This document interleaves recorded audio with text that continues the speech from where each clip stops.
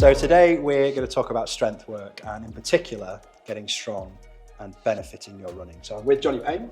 Hello. For our mom here. He's done our races before, strength coach and good mate for years now.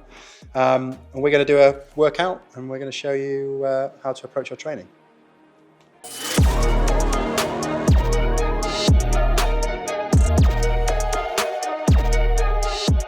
So when we're looking at our strength work, I've said before that every session should have a goal. We shouldn't be scared of being strong. If you're doing lots of running, if you're doing high volume in your training, you're not going to get big, muscly and lose your performance. In fact, actually, there's a lot of science to suggest that you're going to be a better place to be injury-free and it will improve your performance, especially your speed. But if we look at it purely on an injury prevention and performance point of view, we're going to do a few things today to help that. If strength training isn't something you've been used to before, it's not something that's currently in your training regime or a priority in it, make sure that you take those loads intelligently and carefully. Don't just get under your full body weight in the squat and avoid getting yourself crushed. But I think the flip side of that is to be not to be afraid to load up. Yeah. Because we know that with strength training, the biggest fear that athletes, especially ultra-endurance athletes, have is that strength training is then going to speak against the ultimate outcome, which is to be able to run fast, run long, and run well. What we want to do is to create an opportunity for strength training to augment that overall training regime and the overall performance. And so hopefully we can kind of throw a few tips out today just to help people become a little bit more familiarised with it and be less afraid of it. We're not going to particularly teach you how to squat today, we'll tell you some technique on it. But one of the things, if you haven't done any of this before, you want to start light and build your way up, but you are not going to be scared of progressing through the weight. What kind of rep set structures would you be looking at? Again, it depends on the session, but I think what we'll focus on today is trying to build strength ultimately. So for me, that would be somewhere 80% and above of your 1 rep max. And we can probably link out how to kind of work those numbers out. But something relatively heavy. We're not bodybuilding. We're trying to create a certain amount of strength for a certain outcome. So we need to find those numbers and then we need to work up towards it safely and intelligently. And so form is king on that front. Okay, so we've got the bar loaded here. I'm just going to start working through the gears. We'll do that today. This is a good time to do it actually because I've just started getting back into weight training after some lengthy time off. So we'll kind of work it out live as we're going.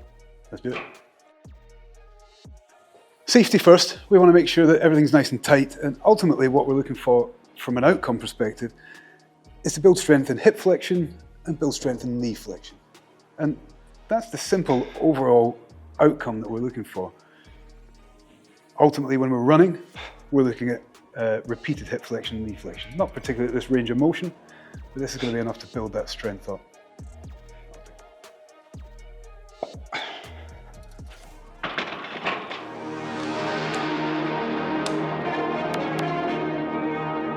There's always going to be a squat in the strength program. The other one is always going to be the deadlift. They're the two fundamental exercises that we put around a strength program for runners. Deadlifting.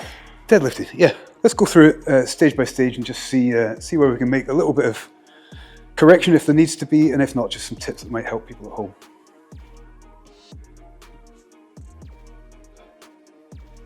Just 2 more reps, then we'll pick it apart.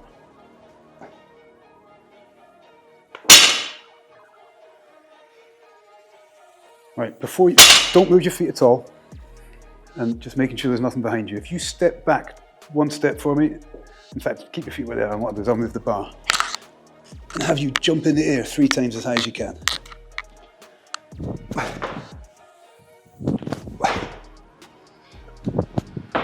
So what's interesting about that, the reason I'm doing that is to have, where Kris is able to produce the most power, if I stood in, I'm not going to jump because I've got a bad hammy, but if I stand in, my feet are going to be a little bit more narrow.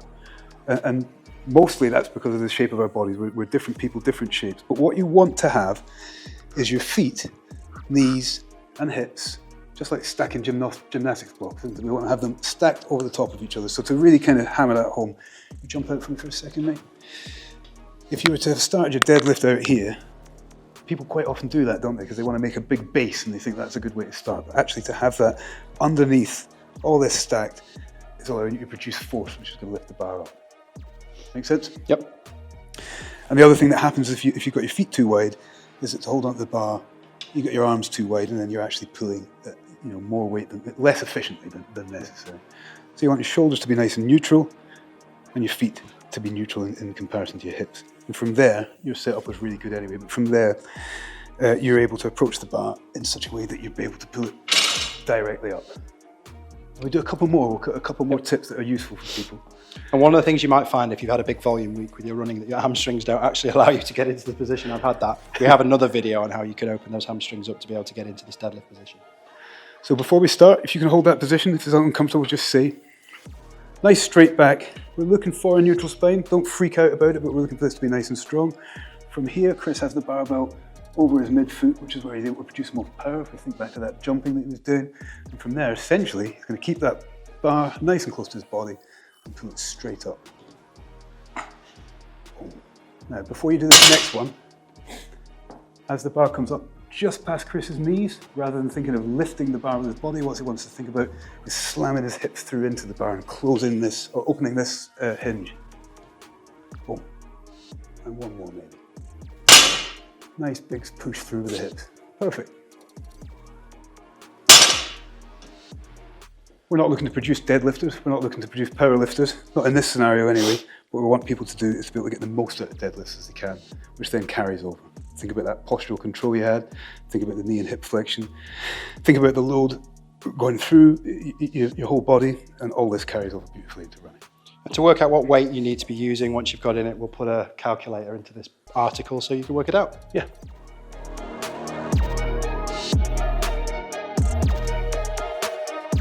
So the third exercise we're going to show you today is a reverse barbell lunge. It's worth saying, isn't it, if the squat and the deadlift and these kind of things are a bit frightening at the beginning, and you're completely new to gym work and strength work, there are other alternatives you can do. Many alternatives. I think it's worthwhile saying, as you said, not to be blinded by squats, deadlifts, or even maybe a lack of confidence in the gym. There's always machines, and there are always alternatives. Plenty of ways to skin a cat as long as we're doing the strength work, I think. Yeah, exactly that. Right, so reverse barbell lunge. Get set. It's been a while since I've done one of these, Jonny. Let's see what happens. I'll stand back in case you fall over. I'm not going to help you. Beautiful.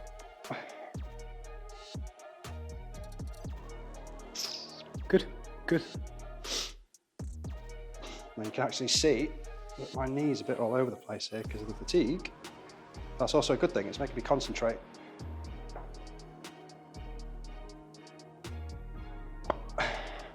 Good work. So what do we want to be looking for on this reverse barbell lunge? The main thing I want to see throughout is that the centre of gravity is through the body. We don't want the barbell to go in front of you, we don't want the barbell to go behind you. Obviously, each one of those is going to set you off and possibly be catastrophic. So as you're going through it, just be nice and careful. So as you lunge backwards,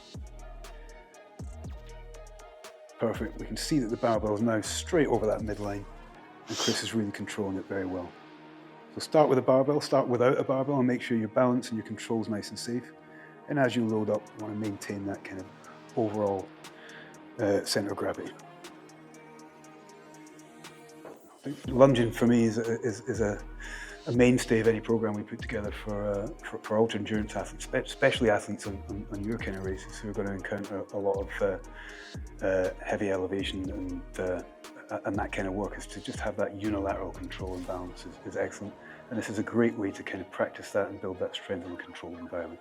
Like you said, there's more than one way to skin a cat. We can do this with a couple of dumbbells in each hand traveling up and down a gym. We can do it with a barbell. You can do it using single leg machines, etc., etc. As long as you're doing something that operates within that bilateral, like the squats and the deadlifts, and unilateral, separating those legs out, then there are loads of options.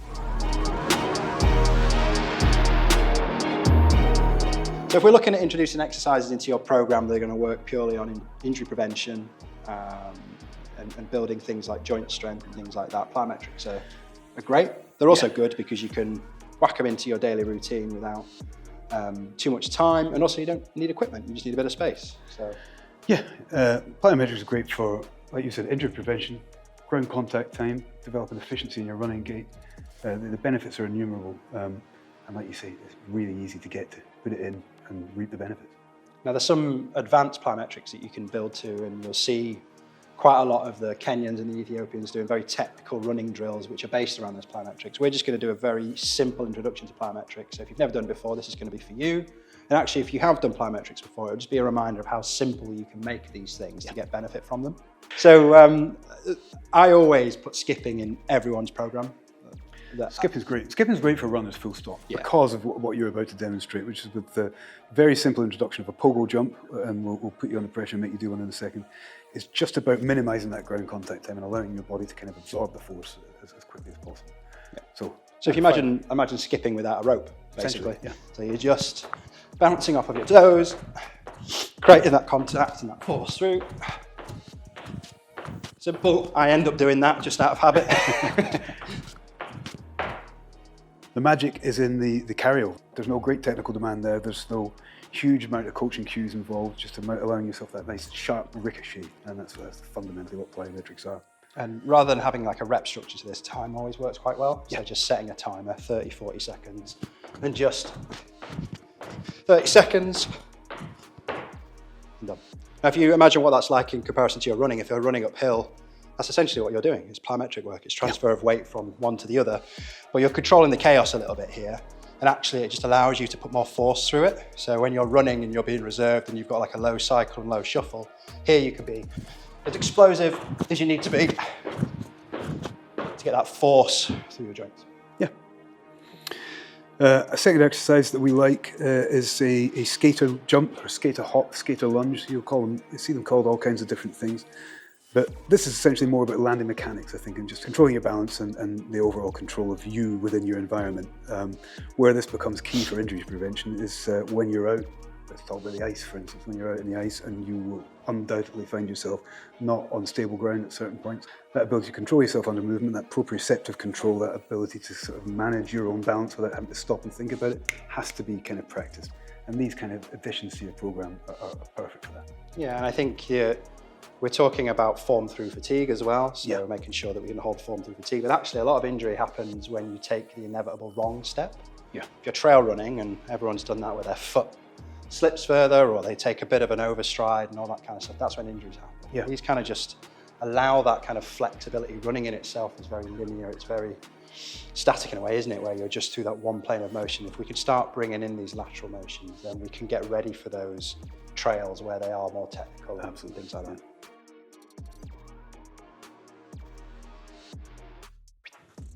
As Kris is moving here, jumping from one leg to the other, you can see the amount of balance just to create that opportunity to create force. Balance, balance, balance. Now he's comfortable and balanced and safe. Essentially, this is something to be practiced. The better over time Kris gets at this, and the more back into his programming he gets, the closer towards his event, as he's described already, some kind of slip point or some environmental lack of control, a little stone on the trail, foot goes out, and already physically practiced in landing mechanics and just managing your body in space and time. And also for new runners, one of the most common injuries are things like ITB issues. Working on those glute medials, really important for strengthening up that position. And as I'm jumping and stabilising, that muscle's getting loads of work. Yeah. So it can be surprising actually if you've never done this before, how it aches the next day. Yeah, yeah. Oh.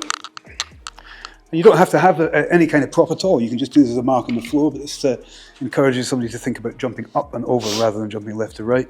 So we'll get Kris to jump back in again. And we're just going to do single leg hops, crossover hops, these are called, over the bar, backwards and forward. And as sharp as Kris can get at controlling that recoil, and this should be a bounce, bounce, bounce, back to that kind of pogo effect. Perfect.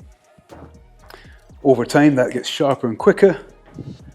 You can see left to right, ably demonstrated. I'm actually left-footed as well. Yeah. It took a bit of time to get used to that.